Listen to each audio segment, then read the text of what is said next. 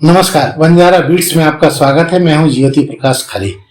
आज हम एक ऐसी शख्सियत से आपको मुलाकात करा रहे हैं जो खेल की दुनिया में उनका अपना एक ट्रैक रिकॉर्ड है। चलिए मिलते हैं सदर निवासी पीएन गुप्ता जी से। नमस्कार गुप्ता जी। नमस्कार गुप्ता जी, जैसा आपने उल्लेख किया कि आपका पूरा परिवार कई पीढ़ी से खेल से जुड़ा हुआ है, इसका क्या अर्थ निकाला जाए? इसका अर्थ इस तरह समझें कि मेरे स्वर्गीय पिताजी कप्तान भगवान दास गुप्ता हॉकी और बंदूक शिकार आदि के इतने शौकीन थे, उनकी वजह से ये शौक हम लोगों में आया, फिर मेरे बच्चों में आया और नाती तक ये शौक अभी भी ये शौक नहीं, संक्रमण हो गया। ऐसा ही मान लीजिए जी। संक्रमण उस सेंस में समझिए कि ये अच्छा डेवलपमेंट हुआ और जो कहते हैं ना कि तरक्की और एक पॉजिटिव व्यू, एक अच्छे शौक, अच्छी क्रिया, अच्छी एक्टिविटी की तरफ हम लोगों ने उसमें भाग लिया, सहभाग लिया, अभी भी ले रहे हैं, जो स्वास्थ्य के लिए भी और लाभदायक। गुप्ता जी, एक महत्वपूर्ण सवाल ये कि आपकी शिक्षा दीक्षा कहाँ हुई? मेरी शिक्षा दीक्षा झांसी में बीएससी तक में पढ़ा। शुरू में मैं क्रिश्चियन हाई स्कूल में था, फिर विपिन बिहारी में इंटर किया, फिर विपिन बिहारी डिग्री कॉलेज में रहा, फिर इंजीनियरिंग मैंने ग्वालियर से करी। जी। किस विधा से की? मैंने मैकेनिकल में इंजीनियरिंग करी ग्वालियर से 1969। इस बीच आपका खेल के साथ रुझान बराबर बना रहा? जी हाँ, मेरा खेल में रुझान इतना था कि पढ़ाई को मैं सेकेंडरी समझता था और ये मेरे पिताजी को क्रेडिट जाना चाहिए। वो मेरी पढ़ाई लिखाई के बारे में नहीं पूछते थे कि पेपर कैसा हुआ, इम्तिहान दे के आए हो, मुझे पूछते खेले आए कि नहीं। तो शुरू से ही हम लोगों खेल का एनवायरनमेंट रहा, लेकिन पढ़ाई इसलिए करनी पड़ी कि ये तो पता था कि हाँ, उस दौर में खेल से जीविकोपार्जन नहीं हो सकता था। खिलाड़ियों का जो भविष्य था उन दिनों अच्छा नहीं था, वातावरण उनके फेवर में इसलिए नहीं था, नाम होता था सब कुछ, लेकिन जब तक उसमें खेलने की क्षमता और वो पीक पे है तब तक तो उसे भी अच्छा लगता था, समाज में सम्मान मिलता था, हर तरह से उसे प्रतिष्ठा बढ़ती थी। लेकिन खेल की वो एज निकलने के बाद, और खेल से पहले धनोपार्जन भी नहीं होता था। और पहले सत्य कह रहे आप, किसी भी खेल में पहले पैसे का इतना उपार्जन नहीं होता था। खिलाड़ियों की जो फाइनेंशियल पोजीशन थी बहुत खराब थी।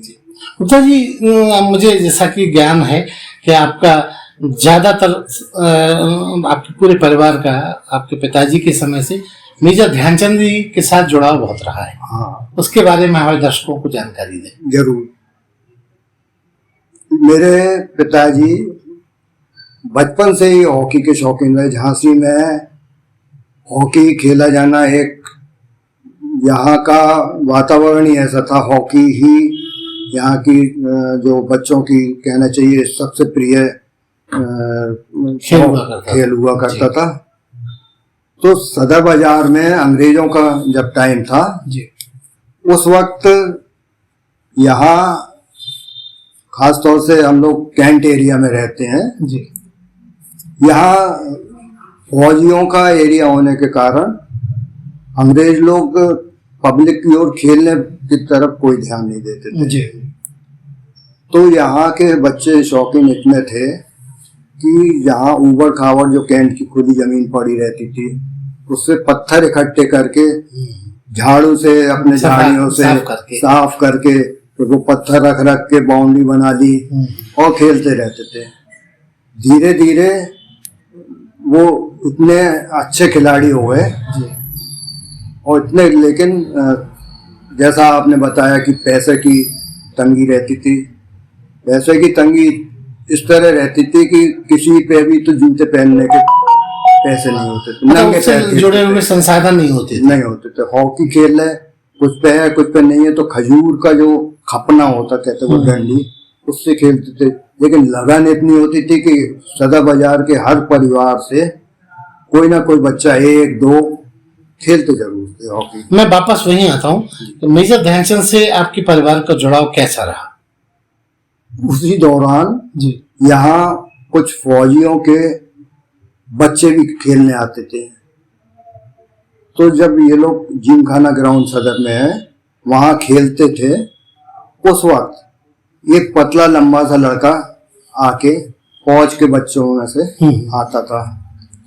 उसकी ड्रिबलिंग वगैरह और खेल इतना उत्कृष्ट था, सब लोग उसी की तारीफ करते थे देखने में, उसका खेल देखो कैसा है। धीरे धीरे जब फादर भी खेलते थे तब फादर को पता लगा कि ये ध्यानचंद है। अच्छा अच्छा। तो उनके साथ वो खेलते थे। ध्यानचंद जी का 16-17 साल की उम्र में फौज में सिलेक्शन हो गया जी। तो वो झांसी छोड़ के तब चले गए। जी। लेकिन झांसी के जाने के बाद उनके फादर फिर सीकरी बाजार में सेटल हो गए। जी। जब सीकरी बाजार में सेटल हो गए तो वहाँ भी हॉकी बहुत अच्छी खेली जाती थी। जी। सदर बाजार की एक टीम थी, यहाँ की टीम जिमखाना में खेलती थी। तो यहाँ एक ईओ होते थे, एग्जीक्यूटिव ऑफिसर, अंग्रेज मेजर। उनके टाइम में एक बार वो पास हो रहे होंगे, उन्होंने बच्चों को खेलते देखा, वो भी हॉकी के शौकीन थे। उन्होंने देखा कि ये तो बच्चे बहुत लगन से और बहुत अच्छा खेलते हैं, तो उनने मदद के तौर पे बोर्ड से, कैंटोनमेंट बोर्ड से 5 रुपए का फाइनेंस कर दिया। अच्छा अच्छा। उससे 2 बॉलें आती थी, एक कॉर की एक लेदर की, जो पूरे महीने चल जाती थी। तो बॉल की सहायता कैंटोनमेंट बोर्ड। यहाँ की टीम इतनी बच गई। फिर सीकरी बाजार में ध्यानचंद जी, रूप सिंह जी, वहाँ बहुत अच्छी हॉकी खेली जाती थी। जी। फिर आपस में ये लोग फ्रेंडली मैच खेलते थे, सदर बाजार की टीम और सीकरी बाजार की। सीकरी बाजार की टीम थी हीरोज और सदर बाजार की यहाँ के जो ईओ थे स्पार्टन मेजर थे वो, तो उनकी टीम के नाम से ये खेलते थे। आपस में खेलने से दोनों टीमें इतनी समझ अच्छी तगड़ी थी, मुकाबला होता था, कभी सदर की टीम जीतती थी कभी सीकरी की। तब ध्यानचंद जी से पिताजी का परिचय हुआ और वो इतने प्रभावित हुए कि पिताजी खेलते थे सेंटर हाफ और ध्यानचंद जी खेलते थे सेंटर फॉरवर्ड। सेंटर फॉरवर्ड और सेंटर हाफ का कॉम्बिनेशन किसी भी हॉकी टीम के लिए बहुत मायने रखता है। जो मेन बनता है इनका जो अटैकिंग प्रोग्राम, उसी को वो उन पर डिपेंड करता। तो वो हमेशा पसंद करते थे। तो एक कंबाइंड झांसी की फील्ड वो टीम बनती थी, झांसी हीरोज और सदर बाजार की, जिसमें मेरे फादर खेलते थे और ध्यानचंद जी खेलते थे। भारतवर्ष के जितने भी बड़े टूर्नामेंट हैं, कैलकाटा का वेल्टन कप, गोल्ड कप बॉम्बे का, आगा खान, सिंधिया गोल्ड कप ग्वालियर का, सब में ये टीम जाती थी और जीत के फाइनल जीत के आती थी। उदय जी, मैं अब वापस दूसरी तरफ जा रहा हूँ। आपके परिवार का बंदूक का व्यवसाय रहा है और शिकार से भी आप जुड़े रहे। उसके बारे में भी आप हमारे दर्शकों को संक्षिप्त में बताइए। मेरे पिताजी शुरू से ही शिकार के शौकीन थे। और शौकीन क्या, हम लोग वैसे लोग हैं, बनिया लोग हैं, तो घर पे तो हम लोगों के यहाँ प्याज भी नहीं खाया जाता था। लेकिन उनके एक दोस्त थे मोहम्मद कादिर, जी। कदीर साहब हम लोग कहते थे। वो मीट के शौकीन, नॉन वेजिटेरियन थे। अब होता ये था कि फादर उनके साथ हॉकी तो खेलते ही थे। एक दिन फादर से वो बोले कि तुम्हारे पिताजी की बंदूक है, इसे तुम चोरी से ले आया करो, अपन चलाना, बंदूक चलाना भी तो सीख लें। हाँ। तो यहाँ पीछे हम लोगों का एक गोदाम है। फादर धीरे से अपने बंदूक निकाल ली, जो हम लोगों का कहना चाहिए कुठरिया कहते थे, जैसे स्टोर, और उसमें से कारतूस नहीं मिले। तो हम लोग का एक बंगला था जी। उसमें अंग्रेज ऑफिसर किराएदार रहते, तो उनके जो गार्ड थे उन्हें मिलती थी 16 बोर के कारतूस। फादर एक अन्नी दे देते थे तो वो जुगाड़ करके वो ले गए। और चलाते कहाँ थे, वो पीछे जाके बोरी रखी सी उसमें मिट्टी भर के, और बड़ा जब वो ये चलाने लगे तो बोले यार सुनो जरा ओरछा की तरफ चलते हैं। साइकिल होती थी रैले, तब इम्पोर्टेड साइकिल ही आती थी। वो कहा, अपनी मम्मी से कहते थे अम्मा आज स्काउट कैंप है, तो कैसे भी निकल के चले जाते थे। प्रोग्राम बन गया, साइकिल ली, बोरी में वो बंदूक फोल्ड हो जाती थी, 16 बोर फोल्ड करी, साइकिल में बांधी, और बोले खाना भी लगा देना माँ, तो हलवा पूरी बनती थी। वो बन के चल दिए ओरछा रोड साइकिल से, किसी पुलिया के नीचे साइकिल टिकाई और जंगल में अपने शिकार कर। इस शिकार की परंपरा फिर आपके ऊपर भी आई? फिर धीरे धीरे वहां से उनका बड़े हो गए। फिर मेरे ग्रैंडफादर नहीं रहे तो इन्हें और छूट मिल गई। मेरे फादर को अच्छी बंदूकें, जीप वगैरह रखते थे और खूब शिकार जाते थे। उनके जाते जाते फिर हम लोग आ गए, तो हम लोग बड़े हो गए। तो हम लोगों को भरपूर महाराजा दतिया के साथ बड़े जितने मेजर जनरल, ब्रिगेडियर, आर्मी ऑफिसरों से हम लोग, क्योंकि दुकान थी, जो भी शौकीन शिकारी होते थे तो वो फादर के पास आते रहते थे, और वो ही साथ में हम लोगों के जाते रहते थे। तो उस तरह होते होते मेरे में शौक आया। फिर मेरे साथ बच्चे जाने लगे, मेरा बेटा, तीसरी पीढ़ी को भी मेरे बेटे के बाद मेरा नाती आ गया, अब मेरा नाती भी जाने लगा। अब ऐसे करते करते वो एक तरह से पूरी पीढ़ियों में शुरू रह गया अभी। अच्छा गुप्ता जी, इसका इन सब शौक के अलावा और भी कुछ ऐसे शौक हैं जो आपको महत्वपूर्ण बनाते हैं? और मैं अभी ये नया शौक थोड़ा सा लगा कि मैं चाहता था कि जो भी मैं जंगल में घूमता है या हॉकी खेली, इसको मैं लिख दूं। अच्छा, तो कोई पुस्तक लिखी है आपने? तो मैंने अभी पिछले स्पोर्ट्स डे पे एक स्मारक पुस्तक लिखी जी। और उसके बाद इस वाले पे भी उसका दोबारा वर्जन आया, दूसरा पार्ट लिखा। अच्छा। जिसमें मैंने हॉकी के बारे में लिखा, ध्यानचंद के और उनके बच्चों के साथ जो मेरे तजुर्बे थे वो लिखे। और झांसी में जो पहले उनके टाइम में हॉकी का कैसे क्या क्या होता था उसके बारे में लिखने की कोशिश की। और जंगल में जो मैंने समय बिताया, काफी समय बिताया, इनके बारे में लिखा। पता जी, आप वेजिटेरियन है, मतलब आपके फादर वेजिटेरियन थे? मेरे फादर। और आप वेजिटेरियन है, तो अभी इन दिनों आज की स्थिति में क्या शिकार करने आज भी जाते हैं? नहीं, अब तो बंद हो गया शिकार, तो पुरानी बातें हो गई। अब हम लोगों को जंगल में जाने का शौक अभी भी है। जंगल में घूम के आते हैं, कैमरे से फोटो कर लेते हैं, बहुत अच्छा लगता है, फ्रेश हो जाते हैं। इसके अलावा आप, चूंकि आप एक सीनियर सिटीजन है, कोई और भी ऐसे शौक हैं जो दुनिया को पता ही नहीं? मेरे को टेनिस खेलने का भी आपको टेनिस का शौक है। हॉकी बंद करने के बाद मेरे फादर ने टेनिस खेली झांसी क्लब में, फिर मैंने टेनिस खेली। और मेरे बेटा, अभी बड़ा बेटा चैंपियन है कई सालों से, 91 में DM हरविंदर साहब। क्या नाम है उनका?